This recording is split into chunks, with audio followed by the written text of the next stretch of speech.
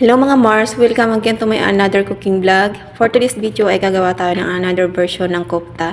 So una kong gagawin ay magmix na ako ng sauce para sa ating meats. Naglagay lang ako ng squeezed lemon and then minced garlic, black pepper, salt, at kaunting tomato paste.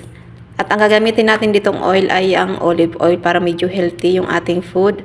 At maglalagay tayo ng pomegranate molasses. Yung pomegranate molasses, yan yung magbibigay ng kulay sa ating meat at magbibigay ng sarap sa ating pagluluto. Halu-haluin lang natin hanggang mag-combine lahat ng mga ingredients na hinalo natin. At syempre, tatansyahin natin yung asin niya. Kaya kailangan natin tikman yung mga ingredients na hinalo natin kung tama na ba yung lasa. Para pag inilagay na natin siya sa meat, hindi na natin kailangan mag-adjust ng lasa. So dito pa lang sa paghahalo ng sauce, kailangan ay matimpla muna ng maayos yung ating mga ingredients. At sa paghahalo naman ng meat, ang ilalagay mo lang dito ay 4 pieces ng onion at yung shabat na herbs. So ilalagay mo lang siya sa food processor para maging maliliit talaga siya at lumabas yung katas ng onion at nung shabat para mas malasa talaga siya sa meat. Tapos pag timpla niyan ay ilalagyan mo lang siya ng black pepper at ng salt.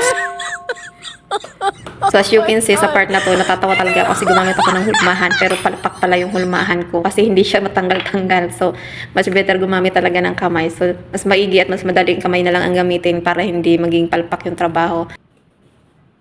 At sa pagbibilog pala ng ating meat dito, ay paplatin mo lang siya ng kaunti pag nabilog mo siya. Tapos, ganyan-ganyan mo lang hanggang siya maging platin. Huwag lang masyadong makapal para madaling maluto yung ating meat.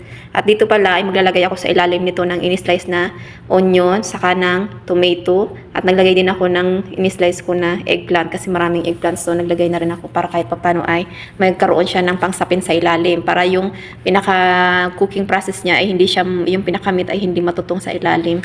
So, as you can see, nakikita nyo, nakatulala na naman ako dyan. Iniisip ko kung tama ba yung ginagawa ko. Kasi first time ko talagang lutuin to. So ngayon, hindi ko pa alam talaga yung totoong proseso nito.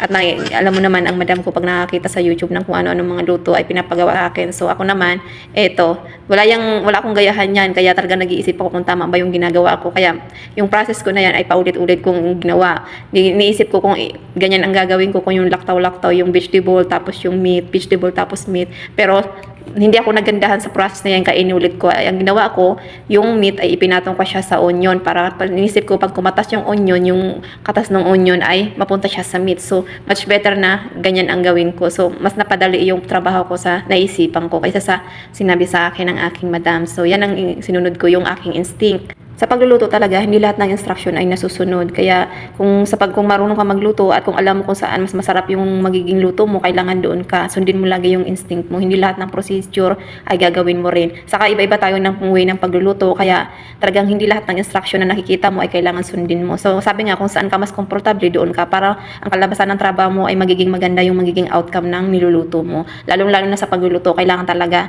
mas pulido yung gawa mo at mas may diskarte ka sa pagluluto. So ngayon, tapos ko nang i-flatten yung mga meat. So in-arrange ko na siya dito sa siniya at nilagay ko na rin yung vegetable sa ilalim. So nakikita nyo dito ay nilagay ko na yung sauce na ginawa ko kanina. Ilalagay mo lang siya sa ibabaw at kailangan lahat ng meat ay malagyan ng sauce. So kailangan talaga ay 1 by 1 yung paglagay mo para lahat ng meat ay malagyan mo. At lahat siya ay kailangan makover siya ng pinaka-sauce na yan para malasa talaga yung meat. So dito, okay lang yan kahit hindi mo malagyan ng sauce yung mga vegetable sa ilalim. Kasi pag naluto naman yung meat na yan, ma-absorb ng vegetable yung pinaka-katas nung ating meat at nung sauce. So okay lang kahit hindi malagyan yung sa ilalim. So sa part na to, kinulang pa yung sauce kasi hindi ako kontento na hindi talaga makover lahat ng meat ng ating sauce. So nagtimpla pa ako ng kaunting mix dyan para lang lahat ay malagyan talaga yung pinaka-meat niya. At kahit yung sa ilalim ay kahit paano ay malagyan talaga. So ayan, nalagay ko na lahat yung pinaka-sauce niya. So ngayon ay lalagyan na natin siya ng cover. So ilalagay natin siya sa oven. So dito may kaunti akong nalaman na pag nagluluto ka daw pala ng kahit anong food na nilalagay sa oven, kung magko-cover ka ng aluminum foil, kailangan lalagyan mo muna siya ng parchment paper. Huwag mong i-direct yung aluminum foil sa food para lang ilagay sa oven. Kasi meron daw chemical tong aluminum foil. So kailangan maglalagay ka muna ng parchment paper or baking paper bago mo siya lagyan ng aluminum foil. So ngayon, lalagay ko na siya sa oven. So ang pagluto ko lang pala nito ay nilagay ko lang siya sa 45 minutes. And then yung pinakaapoy niya ay sa ilalim lang talaga, down lang. Sa pagluluto kasi talaga ng kofta ay hindi mo siya kailangan lutuin talaga ng matagal para hindi siya maging dry.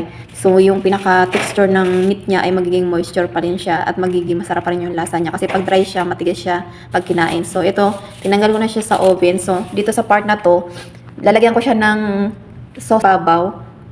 Para naman sa sauce, nilalagay ko sa ibabaw. Nagmix lang ako ng kaunting olive oil at kaunting paprika at naglagay din ako ng kaunting barbecue sauce. So yung barbecue sauce, yun yung magbibigay ng kaunting smoky flavor para sa ating kofta. Magiging mas masarap yung lasa niya dahil sa ating barbecue sauce.